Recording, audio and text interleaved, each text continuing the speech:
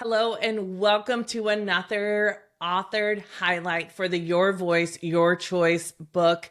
We are so excited. We, meaning myself and Shauna. My name is Rachel Freemon Sowers, one of the authors for this book, and I'm going to let Shauna introduce herself. Hey, I'm Shauna Beatty. I'm the friendly neighborhood ghostwriter. And the thought behind the new book coming out, Your Voice, Your Choice. And we're joined by Nicole Elder, who's going to introduce herself as one of the contributing authors. Go ahead, Nicole. Hi, I'm Nicole Elder. I live in Yellowknife, Canada, and I am a wilderness first aid and survival instructor, and I teach first response. I've got a background in extrication, and I moved up here to give my family a different life and a different view of Canada. So, just to let all of you know, we've been sitting here for about 5 to 10 minutes chatting, and none of that ever, I didn't know that about Nicole. And now I'm like, oh, I cannot wait to have this interview because that is some good shiz that is going on there. Well, Nicole, Shauna, and I are so happy that you decided to join this multi authored book project. Tell us a little bit about what attracted you to the project. So, Shauna actually said, Mm. "Hey, do you want to contribute to this book?" We're talking about how women have found a way to live their authentic and genuine self, and I was like, "Yeah, like that's a great opportunity." I mean, I've been working towards living who I am all the time, and Mhm. so when she asked, I was like, "This is a great opportunity to kind of express like how I became me, you Mm. know?" And so I really appreciated that as an offer. So that's what attracted me to it. Well, she has asked so many kick ass people onto this project, and I'm so glad to be a part of it. The book is about transformation, and all of us are transforming pretty much, I would say, 24/7 in our lives, right? Things can stay the same, and yet they're changing and shifting. And what what transformation, in giving us a little bit of a snippet, are you wanting to highlight in your story? That's a great question. I kind of brainstormed a lot of different things in the journey of my life that kind of Mm. made me and formed me into the woman I now am, and know that I'm going to continue kind of developing on this road.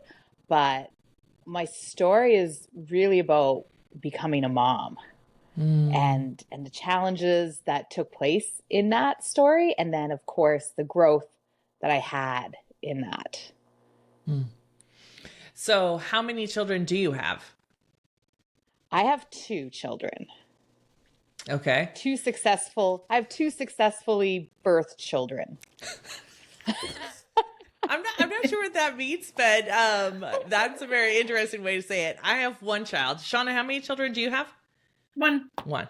One is all Yeah. I could do. One was all that was it. That was it for me. And being a mom can feel really difficult. And there's so many different things that you go through. In your story, what are you going to highlight as one of the biggest transformations when you became a mom? So I think for my story, it kind of is in the challenge of becoming a mom and that Mm. movement into that. I Mm. found once I had my daughter, like I love being a mom, and I kind of Mhm. found my place in that very easily. It was the challenge of moving towards not wanting to be a mom and then being a mom, Mm. right? Like I don't think every woman or even every human is going, "Hey, I want a Mhm. family or I don't want a family." It's very polarizing, that conversation. Mhm. So my story kind of sits in that controversy within yourself. Well, that controversy that's within ourselves that's been given to us also by society, because as you're saying, it is a very polarizing conversation. I mean, I had one I didn't want to have anymore. And, people or individuals who don't necessarily want to have children, there's on both sides can feel a lot of shame, and they can cause a lot of tension within each one of us, as we're going on our journey and deciding what is for us. When was the moment when you decided that this was for you? Oh, well, that might give too much away in my Well, you story. can't give too much away. I think what kind of happened was, I met my husband later in life. Like I was 30 when we married. And so at that point, there was a lot of pressure on both our family side to like make a family and have that seen as there were siblings already, my siblings, his siblings already had children. So we had lots of nieces and nephews to contend with. But I think I think it's really important that as we journey in our life and we parallel our lives with another human and we go, this is my person, that some of their dreams all like almost become your dreams, or what you want for yourself changes. And you don't have to change yourself in accepting that part of that forever person, right? And I think too many times in relationships we tend to lose ourselves in that relationship, and so a piece of our identity is lost with it. And so I think my story kind of shows how we paralleled our lives in both succeeding in our own identities and moving and growing as a partnership. And I love if that I because can so add, many people struggle. Go ahead, Shauna. yeah, if I can add just from a friend perspective, Nicole, too. I mean, a lot of what I'm learning from you recently is very new to me. Although I've known you for many years, we work together as well. But you know, talking about motherhood, in particular, is for some people it's a very serious decision, and it's this decision, that we go in knowing as much as we can. Again, me too. I was 38 having a child, so I was much further along the road. I also, had to go to a fertility clinic to get the job done. So very, had to make decisions based on that. And, knowing part of your story, Nicole, it wasn't just, hey, let's have kids. There's so many layers to your story, which is going to all come out and be so amazing and help. I know for a fact it's going to help so many women, like your story alone, Nicole. Well, and I've kept that piece of me very personal. Like, I know. Like I think the people around me, like in my tight circle of friends, don't have any clue about what happened. Like my husband and I kept it very much between us, and we didn't want to affect or impact others too much by what was going on. So we very much, I wouldn't say we were secretive, but I think we were very mindful of how much we shared. So it was almost like I wore like my ferocity as a human on the outside. It's like my armor. Like, it's like, oh yeah, don't worry, we got this. It's like just another day. And we do that, especially females. I work with men. Like I have a very masculine job. I've always, worked in that kind of environment. And so it's like, you don't have time to like have too many big feelings. Do you know what I mean? So sharing this, has actually brought on a lot of emotions and a lot of things that kind of stay. And I mean, like Rachel, you're talking about how we bury or we put it to the side or we shuffle it. It's like just moving through those feelings and trying to share them with others is big. So there's going to be other people reading these stories that want to share their story. But there is fear of sharing stories, these deeper parts of us that are going to kind of like come into the light now. What has been one of your, I don't want to say fear, reservation, apprehension, you can put whatever word on it, but what is the biggest thing that's just like, oh my gosh, when I tell the story, this is what I'm nervous about, so to speak? Yeah. So as I brainstormed this and brought this to Sean, I went, this is actually what I want to write about. Right. Like I know that's where I was going to go with it. And then we talked about it, and then it was like, hey, we should tell this story. This is what we should be sharing.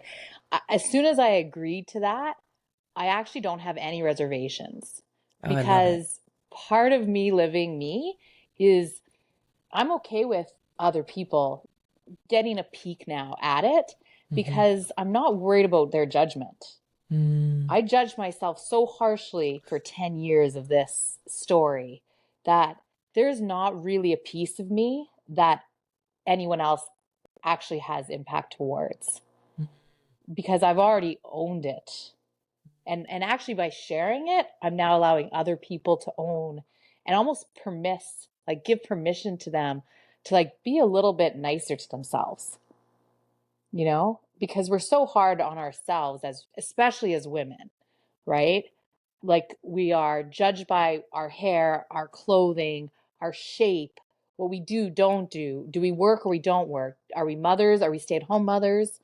Oh, well, if you're a stay-at-home mother, then, you're not developing yourself and being independent. But if you go to work, well, then, oh, you're not being good to your children. It's like, feed them sushi, don't. Give them McDonald's, don't. Exercise. Yeah. You're like, it's like we're judged on a continual basis, and there is no metrics to follow. There's no, oh, you get a point for this, but 1 minus for that. It's kind of like my story is more about really embracing all those inner feelings of yourself and finding your cheerleader. So let me just move on to this question then. Someone is going to read your story and they're going to see themselves in your story, because this is the beauty of writing. This is the beauty of speaking your story. This is the beauty of birthing your story, right? Anybody birthing their story, right? What is it that you want the people who read your story to walk away with? That's a huge question. I think the story that I'm sharing has so much dimension in it that each person will walk away with a different part of it that will hopefully, for their own story, allow them to create some forgiveness for themselves, maybe a little self-love, and mostly just embracing that sacrifice that you have to make.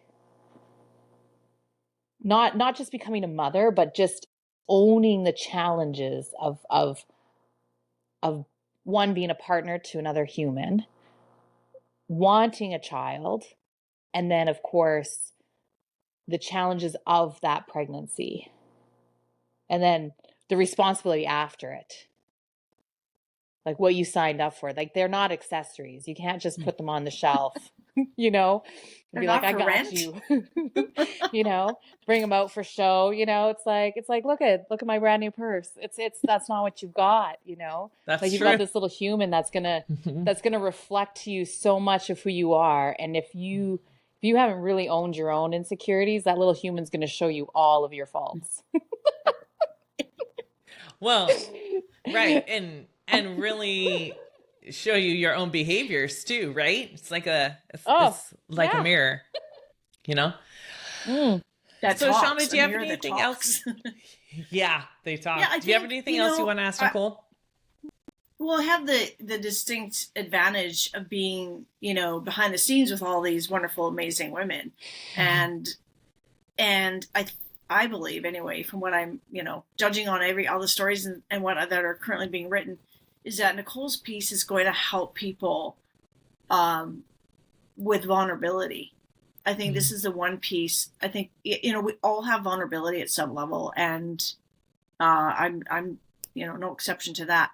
But I believe if I had to pull out one story out of this whole book, Nicole, it's yours that's going to kind of leap out the pages, the words, to people who are, in or were in your situation, are currently in your situation or future. And to be able to help overcome that vulnerability to themselves and their world. I think it was important, Rachel, you mentioned too, like earlier, that, Nicole, you had to own your own first, Nicole, right? Before you can get through that vulnerability. Because if we don't own it, we can't get through it. So I believe you already owned it. And then I just came along, happenstance, tripping along, going, hey, here's an opportunity. And you're like, I'm in, I'm running, let's go. And, yeah. So, yeah, I just wanted to add that piece in there, because I think that's important for all of us to understand what the essence of your story and what you've gone through. I want to read everybody else's story now. Yeah. I mean, like, just doing these author like interviews and the things that are going to come out of this book that are going to inspire other people is going to be mind blowing and transformational to the people that read the stories, that allow themselves to be seen, and that speak their story out loud, not only in an interview format, but to be able to write it so that other people can see it.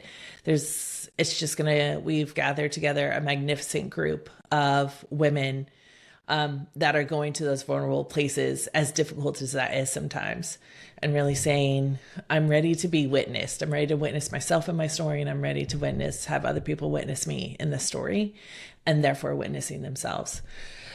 Is there anything else you want to add that you want to just share with people before we wrap up? I think you guys, like, those are great questions. I think all I'd like to say is that what you said about being seen, I think that's another reason that this book, like bringing all these women together to share a piece of themselves, it's like we truly just want to be seen for what we are. Like, as the humans that are wandering this world and trying to find our purpose and live in a genuine perspective, it's like having the opportunity to write something so, like Sean was saying, very vulnerable for me is like, yeah, this is a part that I don't show people. So, it's like, here's a piece that you don't know. Yeah. It's such a healing journey on so many levels for so many different people. So I just want to say, and then I'll let you say something if you want, Shauna, but I just want to say, Nicole, thank you for showing us this part of you. Thank you for allowing our audience and the people that are going to read this book to see you, to feel and witness their own vulnerability, but more importantly, to love all of these parts of themselves that maybe have been just kept hidden, So I just want to say thanks so much for sharing your story with the Your Voice, Your Choice multi-authored book project. Shauna, do you want to add anything before we wrap up? Yeah, I guess just final words is, to me, this is just the beginning. I always say, like, once the book is out and you're smelling those fresh pages of, stamped ink from Amazon, that starts the journey, right? Because now we're putting it out to the world, and it's up to us to determine how we're doing it, with whom we're doing it. Of course, social media has a mind of its own as well. And I think this platform is amazing to use for people, even after the book is out. Maybe we reconvene at some point and go through some experiences we've all had with this, because it is really a journey. And it's not just about writing, right? It's getting it out there and talking about it. I think we're, your voice, your choice. That's very definitive title. It is. And thank you again, Nicole, for being part of this. Yeah, so thanks so much. We're going to wrap up this interview. If you want to check out more interviews, you can check them out on the YouTube channel, but also you can find them in our Facebook group called The Right Time. Go ahead. If you've ever thought of becoming an author, feel free to go over there and join us as we walk you through ways to tell your story where you can feel safe and seen. Okay, my friends, that's all for now. Until then, bye. Thank you.